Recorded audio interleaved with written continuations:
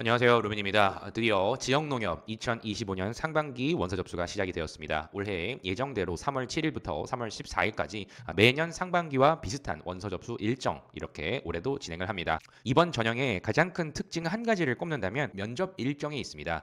작년과 재작년 합격자 발표 이후에 불과 한 2일에서 한 3, 4일 정도가 보통 면접 준비 기간이었는데요. 이번에 처음으로 5월 9일 필기 합격자 발표가 난 이후에 무려 일주일 정도의 시간이 주어졌다. 그렇기 때문에 필기 합격자가 된 이후에 넉넉하게 있다. 이후 면접에도 또 한번 말씀을 드리도록 하겠습니다. 오늘은 서류 전형이기 때문에 바로 자소서 항목에 대해서 살펴보도록 하겠습니다. 늘 세 가지 카테고리로 나온다. 가장 중요한 것은 전문성 및 응용 능력에 대한 평가 요소다라고 말씀을 드립니다. 보유한 직무 강점이 무엇이고 그것을 과거에 어떻게 발휘를 했는지 전문성을 강화하기 위하여 노력을 했느냐, 농협에 왔을 때 어떤 활용 가치가 있느냐 이런 형태로 물어보는 첫 번째 패턴이죠. 이번에도 역시나 나왔습니다. 농협에서 하게 될 그 업무를 수행하기 위해서 차별화할 수 있는 본인만의 강점이 무엇이냐, 나만의 차별화 강점을 제시를 해야 합니다. 내가 생각하는 강점을 아무거나 얘기하는 게 아니라 농협에서 수행을 하게 될 그 업무를 누구보다 잘 수행할 수 있다라고 생각할 수 있는 여러분들의 지식 그리고 경험, 이 두 가지가 크게 필요하다고 봅니다. 그래서 일단 과거에 여러분들이 학습했던 이론, 전공도 좋고요, 자격증도 좋으니까요.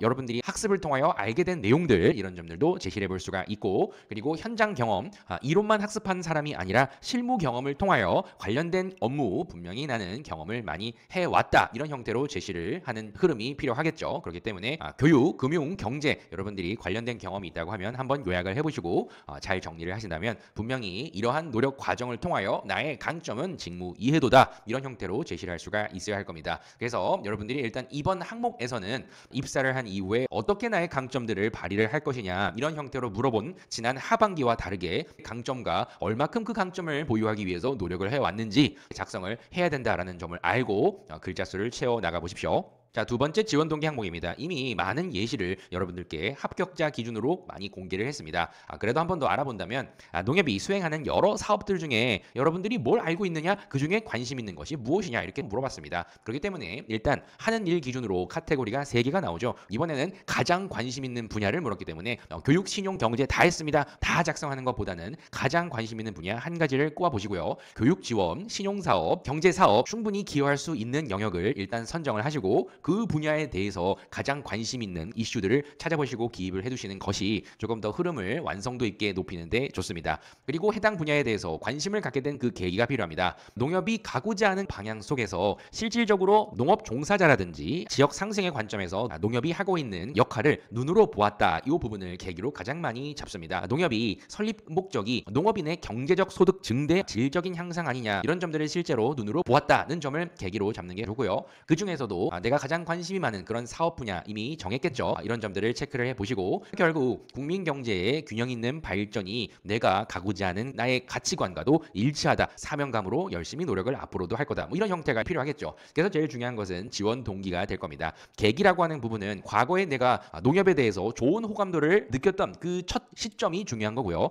지원 동기는 농협에 내가 가고자 하는 그 확실한 나의 목표가 이 조직 안에서 분명하게 수립이 되어 있다, 이런 점들을 제시하는 게 좋기 때문에 지원 동기에서 점수를 받고자 하신다면 농협에 갔을 때 내가 이루고자 하는 구체적인 목표가 명확하게 존재한다, 그것이 농협의 지속 가능 경영에 분명히 이바지를 할 수 있는 방안이다, 이런 것들을 제시를 해야 되기 때문에 여기에서는 계기보다는 왜 내가 이 조직을 가야만 하는지에 대한 것을 설득력 있게 제시를 하시는 것이 가장 좋은 지원 동기 자소서가 될 것입니다. 홈페이지에서 다들 보셨겠지만 교육 지원 부문, 금융 부분, 경제 부문, 이렇게 요 텍스트를 한번 보시고 이 분야만큼은 내가 농협과 농업 발전을 위해서 충분히 기여를 할 수 있구나, 방향을 한번 설정해 보시는 것이 먼저 자소서를 쓰기 전에 하셔야 되는 필수 준비 과정이라는 점 다시 강조를 드려봅니다. 자, 두 번째 카테고리입니다. 농협의 인재상과 얼마큼 적합하냐, 조직에 충분히 와도 될 정도로 적합하느냐, 이런 점들을 물어보기 위해서 지역 농협 자소서를 보게 되면 특정 문제가 일어났을 때 본인은 어떻게 했느냐, 이 경험 한 가지를 물어보고 있고, 진취적으로 도전을 하고 또 변화를 이끌고 결국 혁신을 지향하여 결국 더 나은 거를 만들어냈다, 이런 소재를 매번 묻습니다. 있습니다. 미리 자소서를 쓸 수 있다라고 많이 강조를 드렸듯이 이번 자소서 항목도 역시나 예상 범위에서 벗어나지 않았습니다. 문제 해결을 위해서 협력을 이끌거나 조정을 했던 그 경험을 한번 제시해 보아라. 메인 소재로 꼽아볼 수 있는 가장 좋은 소재를 다듬어 보시고 그 다음에 작성을 해 나가는 게 좋습니다. 무조건 문장화를 하기보다는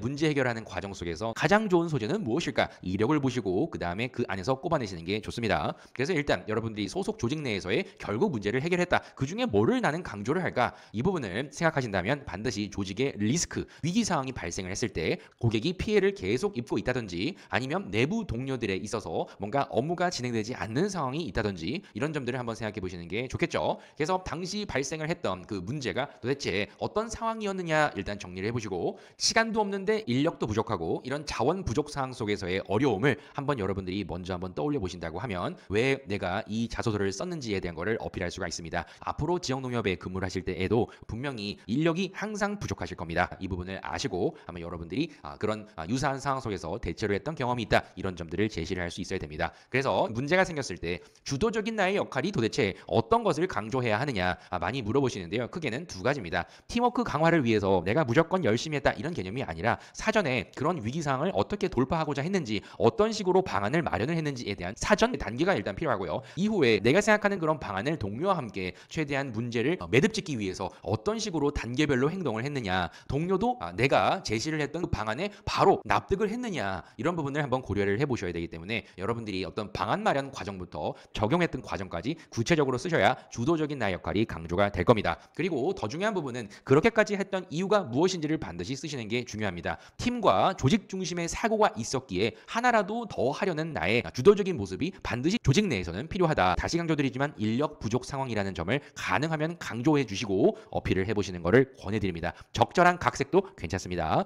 그리고 역시나 문제는 해결되겠죠. 근데 중요한 포인트는 집단 내에서 발생한 문제 상황을 해결했다. 이렇게 끝내는 분들이 있는데요. 조금 더 팁을 드린다면 그런 문제가 또 발생하지 않도록 최대한 나는 재발 방지 대책까지도 수립을 하였다. 그래서 이후에도 이런 상황을 미리 대비할 수 있었다까지 작성하시면 너무나 좋은 자소서가 될 것입니다. 이번에도 역시나 물어봤죠. 더 효율적인 프로세스를 도입했던 경험이 있느냐? 이 자소서 항목이 어려운 이유는 기존 방식대로만 늘 열심히 해 오셨던 분들이 대부분이기 때문에 효율적인 프로세스를 개선하고 도입하고 이런 점들을 해보지 않은 분들이 워낙 많을 겁니다. 일반적으로 신입사원 또 아르바이트 이 정도의 직위에서 프로세스를 도입을 하고 새로운 거를 만들고 이런 부분이 사실상 상당히 어렵습니다. 소재에 대해서 고민을 많이 하시고 있는데 너무 어렵게 생각하지 마시고요. 비효율적이다. 아르바이트만 놓고 보아도 기존 방식은 손님을 순차적으로 받는 그런 기존의 프로세스가 있는데 내가 손님에게 제공해 줄 수 있는 그런 시간별로 다르게 적용을 하여 고객들의 평균 대기 시간을 줄였다. 이 부분도 효율적인 프로세스입니다. 보고를 한 다음에 프로세스를 개선하고 이런 개념이 아니라 여러분들이 생각했을 때 소신껏 반복적인 업무 내에서도 기존 방식이 아닌 나만의 방식으로 더 나은 프로세스를 도입하여 효율적으로 만들었다. 팀 능률을 향상시켰다. 이런 소재면 다 되기 때문에 너무 사소한 거 아닐까? 이렇게 생각하지 마시고 소신껏 작성을 한번 해보시는 게 좋다. 그래서 농협은 혁신을 하고자 하는 그런 인재를 원합니다. 변화를 두려워하지 않고 도전을 더 과감하게 하고 실패를 두려워하지 않고 신입사원이라면 어느 조직이나 이러한 캐릭터가 합격하는데 상당히 유리하다. 다 아시겠죠? 그렇기 때문에 일단 먼저 생각해 보실 부분은 농협에 왜 혁신과 변화가 필요할까? 이 부분을 조금 생각해 보시는 게 좋고 작년 하반기 3번과도 거의 비슷하다. 효율적으로 프로세스를 도입해서 어떤 결과가 일단 있었느냐라는 부분을 먼저 주관식으로 제시를 해주시는 그런 전개가 좋고요. 더 중요한 부분은 이 전 단계에서의 내가 발견한 그 비효율이 조직에 어떤 부정적인 문제점을 가지고 있었느냐 여러분들이 생각했던 그 마음을 표현하시는 게 더 중요하다. 그래서 이제 구체적으로 쓰셔야 될 거는 이 부분이겠죠. 효율적인 업무 프로세스를 어떤 식으로 구축을 했느냐 무슨 근거를 가지고 내가 개선할 수 있다고 확신을 가졌느냐 이 부분이 일단 중요하기 때문에 근거를 기반으로 프로세스 개선 방안을 도출했다라는 게 일단 필요할 것이고 이후에 그러한 프로세스를 적용했을 때에도 여러 시행착오가 있었겠지만 기존 방식에 익숙했던 내가 팀원들이 있다면 팀원들을 어떤 식으로 설득해서 나 혼자만 효율적인 업무를 하는 게 아니라 팀 전체적으로 능률을 더 끌어올리기 위해서 결정적인 역할을 하였다라는 부분까지 제시하는 게 좋습니다. 그로 인해서 나타나는 긍정적인 변화는 업무 프로세스의 개선으로 천자만 잘했다. 물론 그것만 해도 충분은 하지만 동료들에게 나의 노하우들을 알려주면서 팀원들도 기존 방식이 아니라 더 나은 방식으로 능률을 더 올릴 수 있었다. 이런 형태로 가시는 게 좋습니다. 그리고 더 중요한 부분은 빼먹지 말아야 될 게 이 부분이 있죠. 그러한 능률 향상 경험을 통해서 농협에 입사를 했을 때 어떤 긍정적인 영향을 미칠 수 있겠느냐 이 부분도 역시나 정해져 있죠.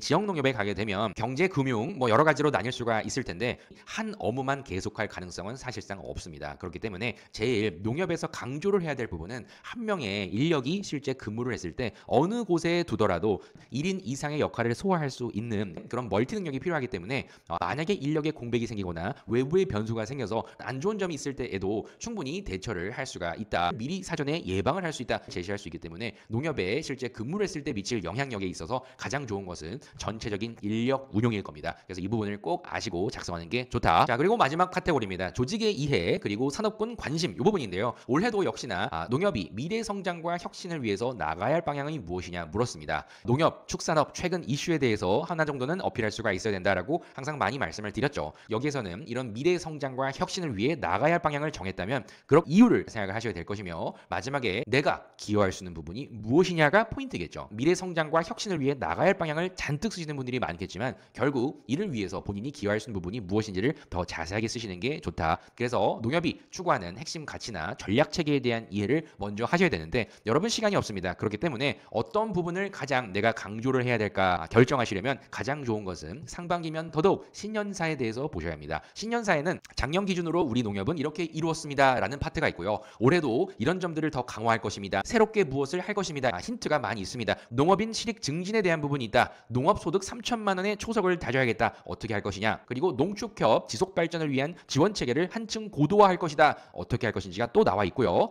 농업인의 삶의 질 향상을 통한 행복 농촌 구현의 지혜를 모아달라. 이 부분 또한 여기 어떻게 우리가 할 것입니다. 적혀 있고요. 그리고 네 번째, 쌀 소비 촉진과 양곡 산업 경쟁력 강화에 변함없는 매진을 당부한다. 쌀 소비 촉진은 늘 나오는 이슈입니다. 그렇기 때문에 농협에 입사를 해서 어떤 기여를 할 수 있다고 생각하는지를 방향을 잘 잡아야 합니다. 마지막, 글로벌 농협 도약을 위한 미래 경영 추진으로 신성장 동력을 창출해 나갈 것이다 라고 되어 있죠. 여기에서도 성과 부진 계열사는 강도 높은 혁신을 통해 사업 경쟁력을 강화할 것이다. 다 여러분들이 새로운 분야에 어떤 부분을 조금 더 강화해야 될지에 대한 힌트가 많이 있습니다. 그렇기 때문에 신년사를 꼭 보셔라. 그리고 농협이 그래서 미래 성장 및 혁신을 위해서 어떻게 나아가야 한다고 생각하느냐 그런 방향성에 대해서 정리를 해보시고 결국 제일 중요한 부분 해당 방향의 가속화를 위해서 무엇을 기여할 수 있다고 생각하느냐 이 부분을 구체적으로 생각을 하셔야 되기 때문에 단기적으로 당장 이것을 해야 합니다. 중장기적으로는 이런 점을 보완해야 합니다. 이렇게 두 가지 관점으로 여러분들이 기여할 수 있는 부분을 작성하신다고 하면 자소서의 전체적인 틀은 완성이 됩니다. 그래서 올해도 드디어 전쟁이 시작되었죠. 자소서 작성을 잘 하시면 분명 합격할 확률은 높아진다. 여러분도 다 아시듯이 이번에도 최대한 완성도 높은 자소서를 완성했으면 좋겠고요. 필기 시험을 꼭 보실 수 있었으면 좋겠습니다.